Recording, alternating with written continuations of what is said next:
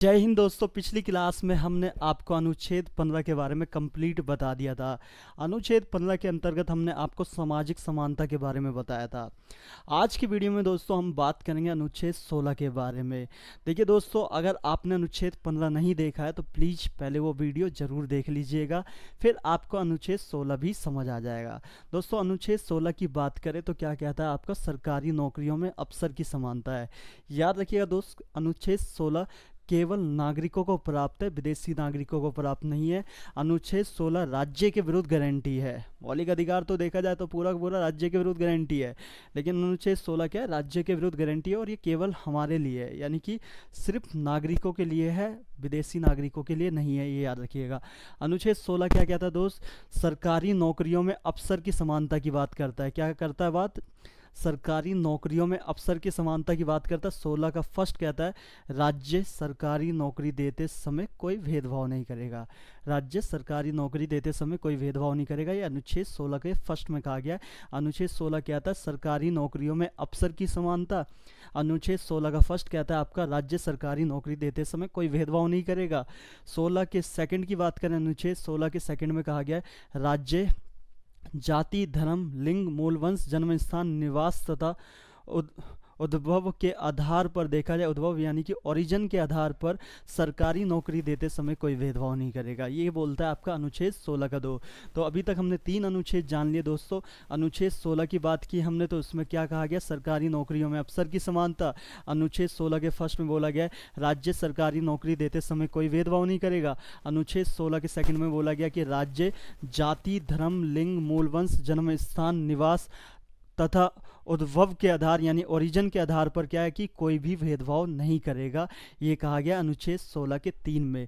अब दोस्त हम बात करेंगे आपका 16 के सेकंड में कहा गया है। 16 के थर्ड में बात करें दोस्तों, यदि सीधी भर्तियों में कुछ सरकारी पदों के लिए, क्या बोल रहा है 16 का थर्ड, यदि सीधी भर्तियों में कुछ सरकारी पदों के लिए निवास संबंधी योग्यता अर्हता अपेक्षित की जाती है तो ऐसा करना, देखा जाए 16 के 2 का उल्लंघन नहीं माना जाएगा। ऐसा करना 16 के 2 का उल्लंघन नहीं माना जाएगा।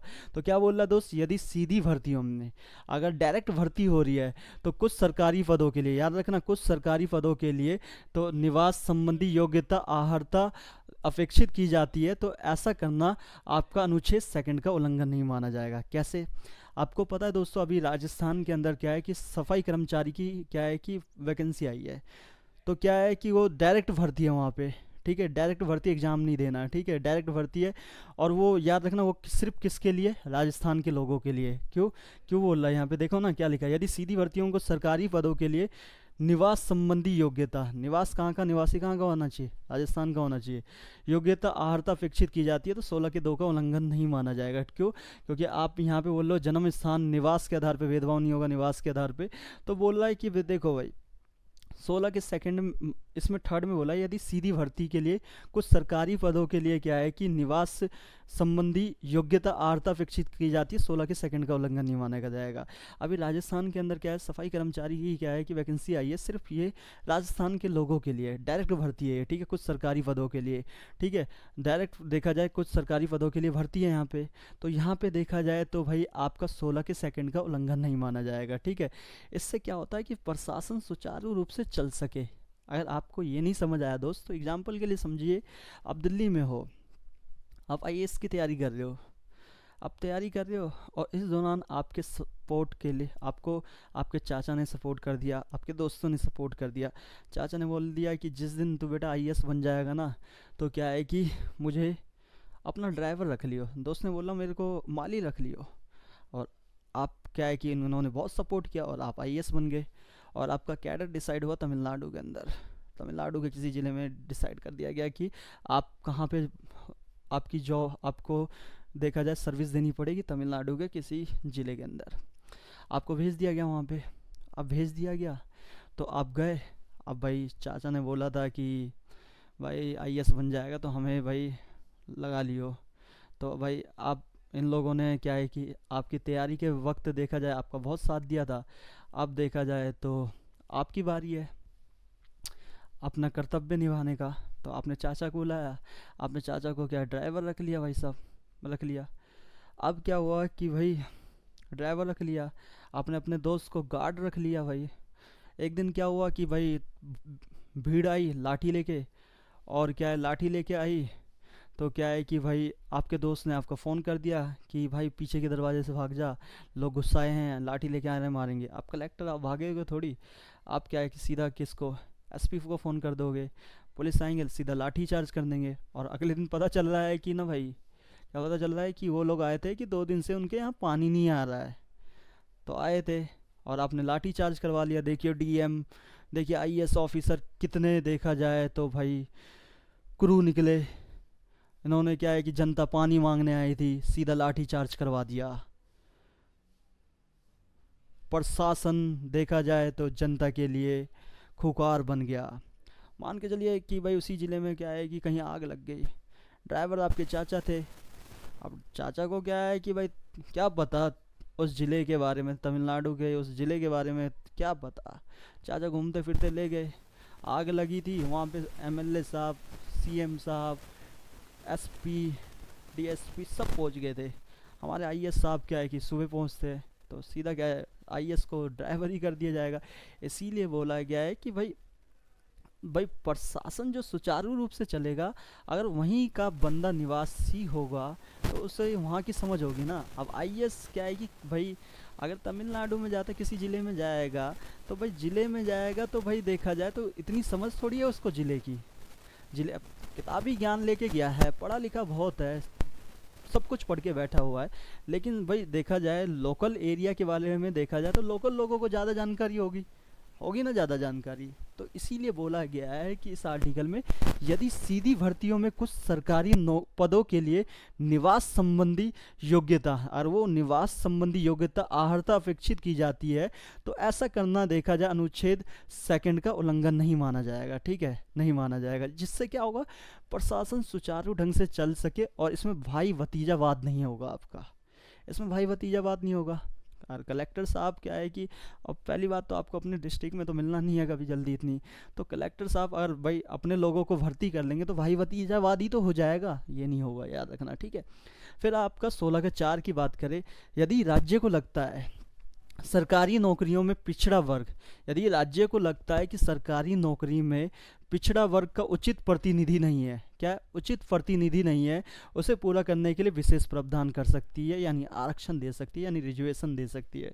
तो क्या बोल रहा है 16 का 4, यदि राज्य को लगता है, यदि क्या बोल रहा है 16 का 4, यदि राज्य को लगता है कि सरकारी नौकरियों में पिछड़ा वर्ग का उचित प्रतिनिधि नहीं है, तो ऐसा भाई उसे पूरा करने के लिए विशेष प्रावधान कर सकती है और अनुच्छेद 16 के 2 का उल्लंघन नहीं माना जाएगा।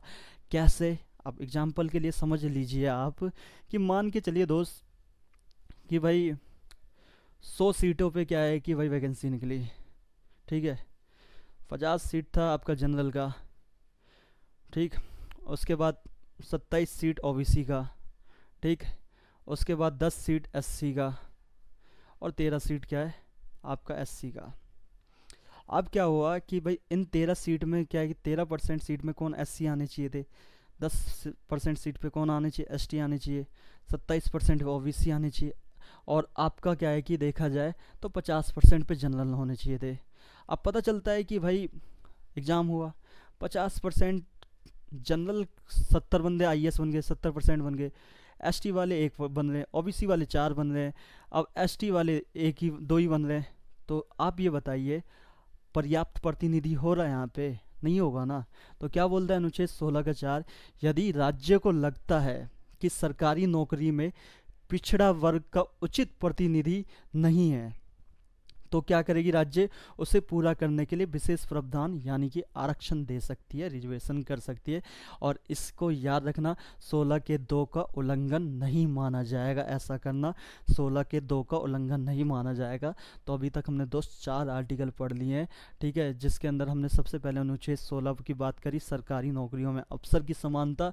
16 के फर्स्ट में पढ़ा हमने राज्य सरकारी नौकरी देते समय कोई भेदभाव नहीं करेगा। 16 के सेकंड में पढ़ा दोस्त हमने राज्य, जाति, धर्म, लिंग, मूल वंश, जन्म स्थान, निवास तथा उद्भव यानी ओरिजिन के आधार पर सरकारी नौकरी देते समय कोई भेदभाव नहीं करेगा। फिर 16 के थर्ड में वो पढ़ा हमने, यदि सीधी भर्तियों में कुछ सरकारी पदों के लिए निवास संबंधी योग्यता आहारता अपेक्षित की जाती है तो ऐसा करना 16 के सेकंड का उल्लंघन नहीं माना जाएगा। और फिर उसके बाद दोस्त हमने 16 के 4 में पढ़ा, यदि राज्य को लगता है कि सरकारी नौकरियों में आपका पिछड़ा वर्ग का उचित प्रतिनिधि नहीं है तो राज्य क्या है कि इसे पूरा करने के लिए आपका विशेष प्रावधान यानी रिजर्वेशन यानी आरक्षण दे सकती है। ऐसा करना 16 के 2 का उल्लंघन नहीं माना जाएगा, ये याद रखना। अब बात करते हैं दोस्तों, ये ऐसा करने के लिए एक राज्य ने किया, इसी के लिए एक आर्टिकल जोड़ा, 16 का 4A जोड़ा गया था।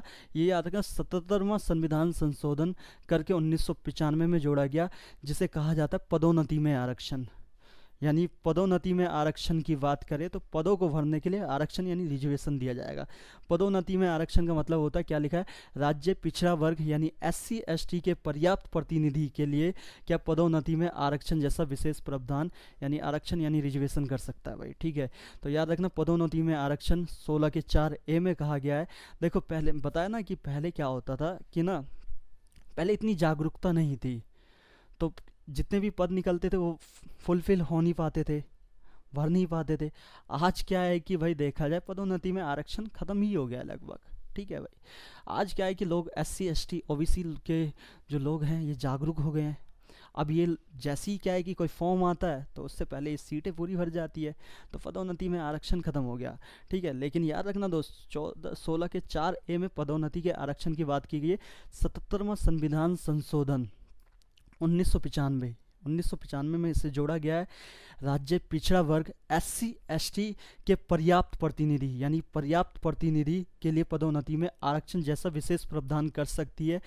ऐसा करना 16 के 2 का उल्लंघन नहीं माना जाएगा, ठीक है। याद रखना पदों को क्या पदोन्नति मतलब पूरे पदों को भरने के लिए कर सकती है, जो रह जाता था, ठीक है, कर सकती है। फिर उसके बाद 16 के 4B की बात करें दोस्त, ये 81वां संविधान संशोधन 2000 में जोड़ा गया है। इसमें कहा गया यदि राज्य को लगता है कि सरकारी नौकरी में उचित प्रतिनिधि नहीं है तो उसे पूरा करने के लिए राज्य नौकरी यानी कि राज्य क्या है कैरी फॉरवर्ड यानी वैक लोग जैसे आरक्षण का प्रावधान कर सकती है। ये SC ST और OBC को भी इसमें शामिल कर लिया गया था, याद रखना।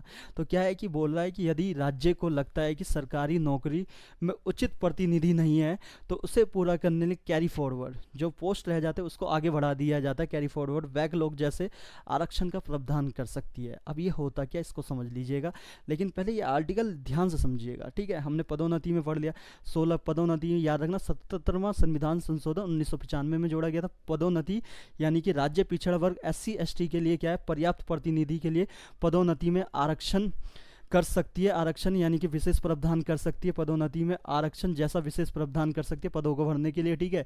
उसके बाद है आपका 81वां संविधान संशोधन 2000 में क्या है 16 का 4B जोड़ा गया, बनाया गया। इसमें कहा गया यदि राज्य को लगता है कि सरकारी नौकरियों में उचित प्रतिनिधि नहीं है, उचित प्रतिनिधि यानी पर्याप्त प्रतिनिधित्व नहीं है तो क्या उसे पूरा करने के लिए राज्य कैरी फॉरवर्ड वैक लोग जैसे क्या है कि आरक्षण का प्रावधान कर सकती है। ऐसा करना देखा जाए अनुच्छेद 2 का 16 के 2 का उल्लंघन नहीं माना जाएगा। देखो मान के चलो दोस्त, और यहाँ पे याद रखना 50% से अधिक नहीं होना चाहिए, 50% से अधिक नहीं होना चाहिए। और देखा जाए तो आपका योग्यता पे सवाल नहीं उठना चाहिए, ठीक है। यहाँ पे क्या है योग्यता पे बिल्कुल भी सवाल नहीं उठना चाहिए। दक्षता पर क्या है कि कोई आँच नहीं आनी चाहिए, याद रखना, ठीक है। अब देखो क्या है दोस्त, मान के चलो 2016 में टोटल 1000 वैकेंसी निकली, 50% वैकेंसी देखा जाए तो आपका आरक्षित है, ठीक है। 50% वैकेंसी की बात करें तो वो आरक्षण के लिए है, ठीक है, आरक्षित होगी, ठीक है। उसे पहले फिक्स कर दिया 50 जनरल वालों के लिए। आरक्षित में आपका SC OBC हो गया, ST हो गया, ठीक है, और क्या है कि विकलांग लोगों के लिए हो गया, ये सारे होते हैं इसके अंदर, ठीक है। EWS नहीं आता इसमें। तो क्या है कि मान के चलो भाई SC ST OBC की बात करें तो भाई OBC को तो शामिल कर लिया गया था। अब क्या हुआ कि भाई इनके लिए निकाली थी 400 सीट, अब इनमें से 200 सीट ही बंदे फुल 2016 में पूरी हो पाई। तो ऐसा नहीं होगा कि 2017 में ये 200 सीट को जोड़ दिया जाएगा, ऐसा नहीं होगा। 2017 में भी एग्ज़ाम होगा, फिर वहाँ पे अगर 100 सीट नहीं भरी फिर अगले देखा जाएगा जब हो जाएगा 700-800 सीट नहीं बढ़ी तो SC ST के लिए उन्हीं 700-800 सीट पे क्या है एक एग्ज़ाम निकाला जाएगा। 50% ही क्या है आरक्षण होगा, इस पर एग्ज़ाम निकाला जाएगा और एग्ज़ाम में यही कैंडिडेट भाग ले पाएंगे। तो यहाँ पे बोल रहा है ना कि यदि राज्य को लगता है कि सरकारी नौकरियों में उचित प्रतिनिधि नहीं है तो उसे पूरा करने के लिए राज्य कैरी फॉरवर्ड आगे बढ़ा देगा, ठीक है। बैकलॉग जैसे आरक्षण का प्रावधान कर सकती है। इसमें OBC को भी शामिल कर लिया गया था, SC ST OBC को भी शामिल कर लिया गया था, ठीक है। उचित प्रतिनिधित्व की बात की गई है। पर्याप्त हो जाएगा तो उसके बाद क्यों करे, ठीक है। अब नहीं देखने को मिलता ना, अब तो आपको देखा होगा क्योंकि जब से जागरूकता बढ़ी है तो मिनट से पहले सीटें भर जाती है भाई, पूरी सीटें फुलफिल हो जाती है ना, पूरी भर जाती है।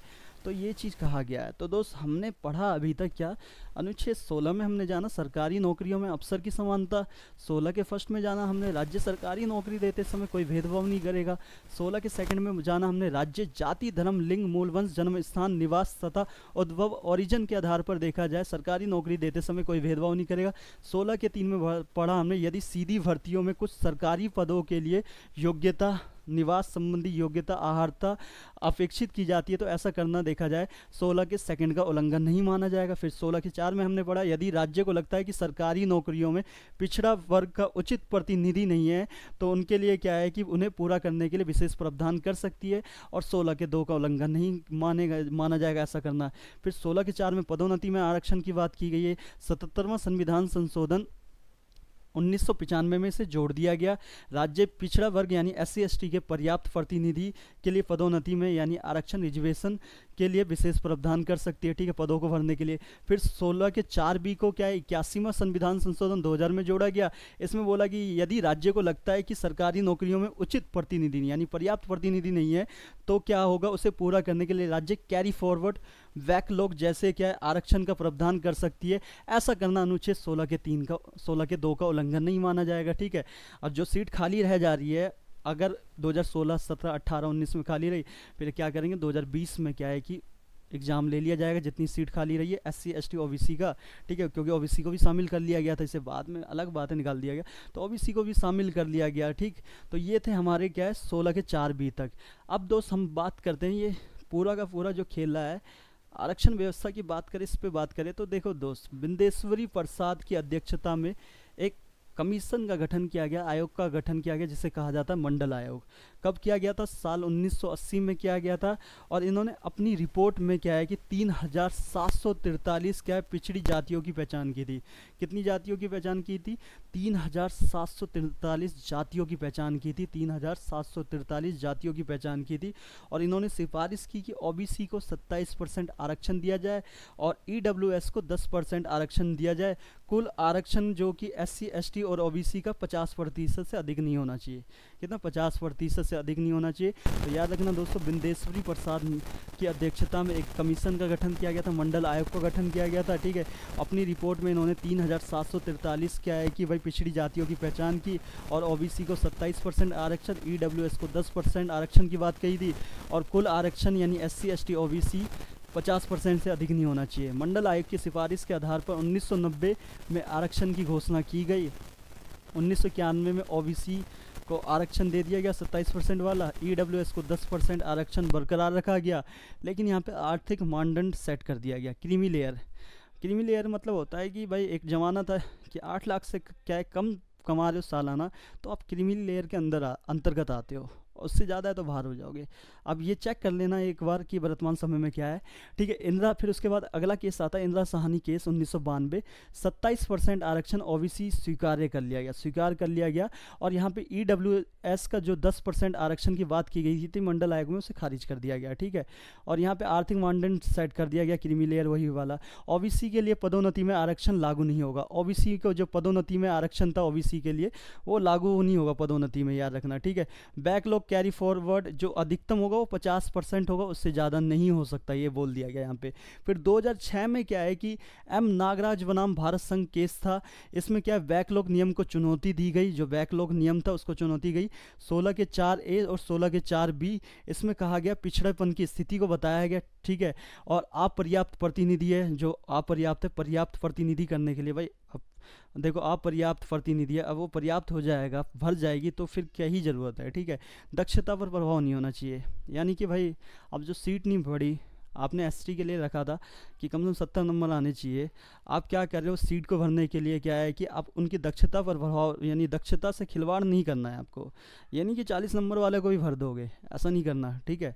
तो ये बोला गया। 2018 में क्या जनरल सिंह बनाम लक्ष्मी नारायण गुप्ता बाद आया, नारायण के फैसलों को चुनौती दी जाती है। एससी के लिए ओबीसी जैसे आर्थिक मानदंड निर्धारित करने को कहा गया इसमें, कि एससी को जो भाई ओबीसी के लिए क्रीमी लेयर सेट किया गया वो एससी के लिए भी करो। निर्णय आया, नागराज के फैसले को यथास्थिति बहाल रखा गया और बोला गया एससी एसटी के लिए कोई आर्थिक मानदंड नहीं होगा भाई, एसटी एसटी के लिए कोई आर्थिक मानदंड नहीं होगा, यहाँ पे साफ कर दिया गया। तो दोस्त हमने अभी तक जाना कि भाई आपका क्या है कि बिंदेश्वरी प्रसाद की अध्यक्षता में मंडल आयोग बनता है 1980 में, उन्होंने 3743 पिछड़ी क्या है जातियों की पहचान की, ओबीसी के लिए 27% आरक्षण की बात की, ईडब्ल्यूएस के लिए 10% की आरक्षण की बात की, कुल आरक्षण का एससी एसटी ओबीसी का 50% से अधिक नहीं होना चाहिए। मंडल आयोग की सिफारिश के आधार पर 1990 में आरक्षण की घोषणा कर दी गई, उसके बाद 91 में ओबीसी को 27% आरक्षण दिया गया। यहाँ पे क्या है आर्थिक मानदंड सेट कर दिया गया, ईडब्ल्यूएस को जो 10% आरक्षण की बात की गई थी उसको बरकरार रखा गया। इसके बाद इंदिरा साहनी केस 1992 आता है, 27% आरक्षण को स्वीकार किया गया ओबीसी के, ठीक है। आर्थिक मानदंड को सेट कर दिया गया यहाँ पे, ईडब्ल्यूएस को जो 10% आरक्षण चल रहा था उसको खारिज कर दिया गया, और ओबीसी के लिए पदोन्नति में आरक्षण लागू नहीं होगा, यहाँ पे कह दिया गया। और बैकलॉग कैरी फॉरवर्ड 50% से ज़्यादा नहीं हो सकता, ठीक है। अगर भाई टोटल 1000 सीट निकल रही है तो 50% सीट किसकी होनी चाहिए भाई, आपका क्या है कि आरक्षित पहले से होती है एसटी ओबीसी, ठीक है। फिर इनके लिए है यहाँ पे बैकलॉग कैरी फॉरवर्ड अधिकतम 50% होगा, ठीक है। उसके बाद बोल दिया गया 2006 में क्या है कि बैकलॉग समझा दिया था आपको मैंने, 2006 में क्या एम नागराज बनाम भारत संघ था, बैकलॉग नियम को चुनौती दी गई, निर्णय 16 के 4 और 16 के 4 बी की बात की गई, यानी बैकलॉग इसके क्या है कि भाई चुनौती दी गई। क्यों, देखो भाई आपको बताया था कि 2016, 16, 17, 18 यहाँ पे क्या है कि 100 सीट खाली रहेगी, 200 सीट खाली रहेगी, 300 सीट खाली रहेगी। अगर आप उस ज़माने में इसे भर दोगे तो भाई पिछड़ेपन की स्थिति है, ठीक है। आप पर्याप्त प्रतिनिधि है, पर्याप्त तो हुआ नहीं, सीटें भरी नहीं, ठीक है। उसके बाद भाई दक्षता पर प्रभाव नहीं पड़ना चाहिए। आपने क्या करा, सीटों को भरने के लिए आपने जो रखा था कि भाई क्वालिफिकेशन 60 से 70 के बीच में नंबर आएंगे, एसटी एससी ओबीसी का 70 रख दिया तो ये लोग क्वालिफाई करके एग्जाम लेके जॉब ले लेंगे। आपने क्या है दक्षता से खिलवाड़ कर दिया तो गलत हो जाएगा ना, तो आगे जाके आप भर दो। लेकिन क्या है कि 50% से अधिक नहीं होना चाहिए, 1000 वैकेंसी निकलेगी तो 50% क्या है एसटी एससी ओबीसी विकलांग अन्य लोगों के लिए होगी, ईडब्ल्यूएस नहीं आता, और 50% क्या है कि जनरल के लिए होता है, ठीक है। तो ये एक चीज़ थी। उसके बाद 2018 में जनरल सिंह बनाम लक्ष्मी नारायण गुप्ता बाद आया, इसमें नारायण के फैसले को चुनौती दी गई, एससी के लिए क्या ओबीसी जैसे आर्थिक मानदंड की बात की गई, लेकिन भाई सुप्रीम कोर्ट का निर्णय आता है, खारिज कर दिया जाता है इसको, ठीक है। और नागराज के फैसले को यथास्थिति बहाल किया जाता है। अब बात करते हैं दोस्तों 16 के 5 की। अनुच्छेद 16 का 5 क्या कहता है, यदि कोई संगठन है जो किसी धर्म विशेष के आधार पर, किसी धर्म विशेष के आधार पर गठित है, साथ ही सरकार के प्रबंधन में, साथ ही क्या सरकार के प्रबंधन में है, ऐसे संगठन का मुख्य उसी धर्म का होगा किंतु उपवर्गीय भेदभाव नहीं होगा, और ऐसा करना अनुच्छेद 16 का 2 का उल्लंघन नहीं माना जाएगा, ठीक है। यानी कि भाई देखो 16 के 2 का उल्लंघन जाति धर्म के आधार पे तो कर ही नहीं सकते आप, लिंग मूल वंश जन्म स्थान के, तो यहाँ पे साफ बोला गया है यदि कोई संगठन है, ठीक है, यदि कोई संगठन है जो किसी धर्म विशेष के आधार पर गठित है, कोई खास धर्म के आधार पर गठित है वो, और सरकार के प्रबंधन में है, सरकार के कंट्रोल में है, ऐसे संगठन का मुख्य उसी धर्म का होगा। और हिंदू धर्म से रिलेटेड है तो हिंदू धर्म का होगा। आप भाई यहाँ पे आप कह दोगे कि भाई धर्म के आधार पे भेदभाव हो रहा है, तो धर्म के आधार पे भेदभाव कहाँ हो रहा है? ऐसे तो भाई क्रिश्चियन मुस्लिम एग्ज़ाम देने पहुँचे, एग्ज़ाम दे के वो क्या उसी का मुखिया हो गए, तो गलत हो जाएगा ना। क्योंकि भाई क्या बोल रहा है, यदि कोई संगठन किसी देखा जाए तो धर्म विशेष के आधार पे है, धर्म विशेष के आधार पे, साथ ही सरकार के प्रबंधन में, ठीक है, कंट्रोल में, और ऐसा संगठन का मुखिया उसी धर्म का होना चाहिए भाई। और दूसरे धर्म का होगा तो यहाँ दिक्कत हो जाएगी ना, उसी धर्म का होना चाहिए। और यहाँ पे ये अच्छी बात की गई है किंतु उपवर्गीय भेदभाव नहीं होना चाहिए, यानी कि ये नहीं होना चाहिए कि ब्राह्मण ही क्या है कि भाई आपका देखा जाए तो भाई धर्म इसका क्या है कि प्रबंधन करेगा, ऐसा नहीं होना चाहिए। इसमें कोई वो नहीं होना चाहिए भाई, एग्ज़ाम तो क्वालिफाई करो, जो भी है छोटी जाति का बंदा भी हो या उच्च जाति का भी हो, निम्न जाति का, वो भी बन सकता है यहाँ पे, ठीक है, साफ कह रहा है। तो 16 का 5 क्या कहता है, यदि कोई संगठन जो किसी क्या है कि धर्म विशेष के आधार पर है और सरकार के प्रबंधन में, ऐसे संगठन का जो मुखिया होगा, मुखिया बनाया जाएगा उसी धर्म का होना चाहिए। इसमें क्या है कि आपको याद रखना, उपवर्गीय भेदभाव नहीं होगा, ठीक है, उपवर्गीय भेदभाव नहीं होगा, चाहे वो भाई और एग्ज़ाम में क्वालिफाई कर गया, वो निम्न जाति का हो या ब्राह्मण, डिपेंड करता है कि उसने क्वालिफाई किया है कैसे और क्वालिफाई में क्या मार्क्स आए हैं, वो डिपेंड करेगा।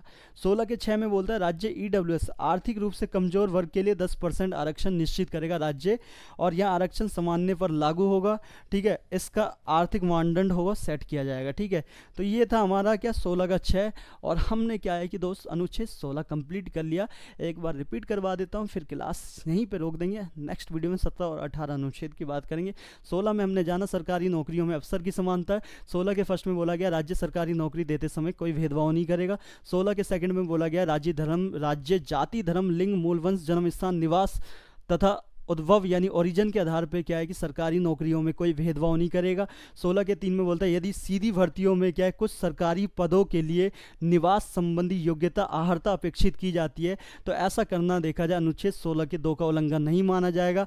अनुच्छेद 16 के 4 में कहा गया यदि राज्य को लगता है कि सरकारी नौकरियों में पिछड़ा वर्ग का उचित प्रतिनिधि नहीं है तो उसे पूरा करने के लिए क्या है कि विशेष प्रावधान कर सकती है। आपको हमने ये समझा दिया। 16 के 4 में पदोन्नति की बात की गई है। इसे 77वां संविधान संशोधन 1995 में जोड़ा गया। फिर उसके बाद 16 का 4B की बात करें 81वां संविधान संशोधन 2000 में जोड़ा गया।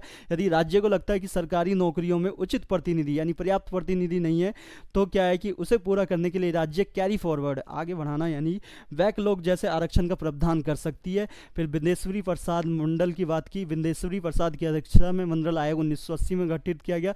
इन्होंने टोटल देखा जाए तो आपका पिछड़ी जाति 3743 बताई है। इन्होंने क्या है कहा अपनी देखा जाए रिपोर्ट अपनी सिफारिश की इन्होंने कि भाई ओबीसी को 27% आरक्षण, ईडब्ल्यूएस को क्या है कि 10% आरक्षण और एससी एसटी ओबीसी को क्या है यहाँ पे 50% से अधिक आरक्षण नहीं होना चाहिए। फिर 1990 में इनकी सिफारिश को मान लिया गया। 91 में क्या है ओबीसी को आरक्षण दे दिया गया, आर्थिक मानदंड सेट कर दिया गया। ईडब्ल्यूएस के 10% आरक्षण को क्या है बरकरार रखा गया। लेकिन इंदिरा साहनी केस जब 1992 आया तो 27% आरक्षण ओबीसी को तो स्वीकार्य किया गया और आर्थिक मानदंड सेट कर दिया गया। ईडब्ल्यूएस को खारिज कर दिया गया। ओबीसी के लिए पदोन्नति में क्या है आरक्षण लागू नहीं होगा, साफ कह दिया गया। लेकिन 16 के 4B में हो रहा है, ठीक है। बैकलॉग कैरी फॉरवर्ड अधिकतम 50% था, ठीक है। ये 2006 में क्या एम नागराज बनाम भारत संघ की बात की गई, बैकलॉग नियम को चुनौती दी गई। फिर 2008 जनरल सिंह बनाम क्या लक्ष्मी नारायण गुप्ता बाद है।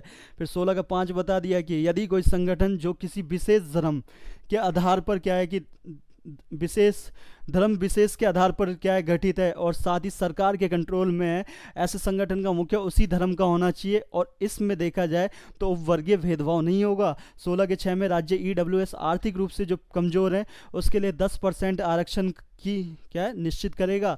उसके बाद यहाँ आरक्षण सामान्य देखा जाए तो सामान्य पर लागू होगा और इसका आर्थिक मानदंड होगा, ठीक है। तो ये था दोस्तों हमारा अनुच्छेद 16। आई होप आपको समझ आ गया होगा। नहीं भी समझ आता है या कोई दिक्कत आती है तो हमें कमेंट करके ज़रूर बताइएगा।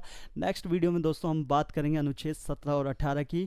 जब ये दोनों आर्टिकल पढ़ लेंगे हम तो हमारा क्या समानता का अधिकार यानी कि समता का अधिकार ख़त्म हो जाएगा। अभी के लिए बस इतना ही। जय हिंद।